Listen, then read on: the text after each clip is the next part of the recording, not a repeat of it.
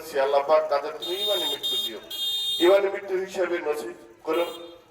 আজকের এই জালসা আমাদের জীবনের জন্য একটা পরিবর্তনের পাথেও হতে পারে। আজকের এই কথা, আজকের এই বক্তব্য আমরা মন দিয়ে শুনি, আমলের নিয়তে শুনি, ইবাদতের জন্য শুনি, তাহলে এই আমাদের পার্শ্ববর্তী কবরস্থান যারা শুয়ে আছে এই মানুষগুলো কিন্তু আর একবার সুবহানাল্লাহ বলেও আমল করার শক্তি থাকবে না। থাকবে কি? আমাদের এই শক্তিটুকু আছে। মানুষ মরে গেলে শুধু তিনটা আমল থাকে, সে আমলের ব্যাখ্যা আমরা সবাই জানি, সেই দিকে আমি যাচ্ছি না। আমি শুধু আপনাদের এতটুকু আহ্বান করব যে আমাদের এখন সুযোগ আছে, আমরা মানুষ হিসেবে পৃথিবীতে আসছি, ভুল বান্ধে হতে পারে, সংশোধিত মুসলমান না হয়ে আল্লাহ পাক আমাদেরকে এই কবরের জগতের বাসিন্দা না করুন।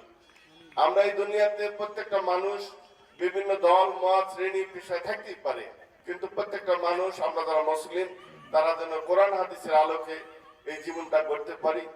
আল্লাহর দুনিয়াতে আল্লাহর রাজ কায়েম হোক আশা ব্যক্ত করে যারা এই অনুষ্ঠানের বক্তব্য রাখবেন প্রত্যেককে আল্লাহ পাক হেদায়েতি বক্তব্য দেওয়ার সুযোগ থেকে আমরা যারা শ্রোতা হিসেবে এখানে এসেছি বা আসবো বলে চিন্তা করছি, সবাইকে আল্লাহ পাক হেদায়েতি দান করুন। সেই সাথে এই চরবাসী আমাকে যে সম্মান দেখালেন, এই সম্মান আমার চরম পাওয়া।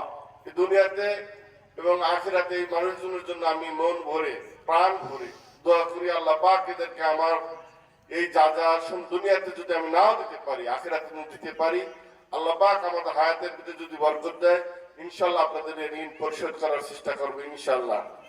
সবাইকে আবারও আমি আমার অন্তরের অন্তঃস্থল থেকে ধন্যবাদ এবং কৃতজ্ঞতা জ্ঞাপন করে আজকের এই অনুষ্ঠানের চরম সফলতা কামনা করে আল্লাহ পাক যেন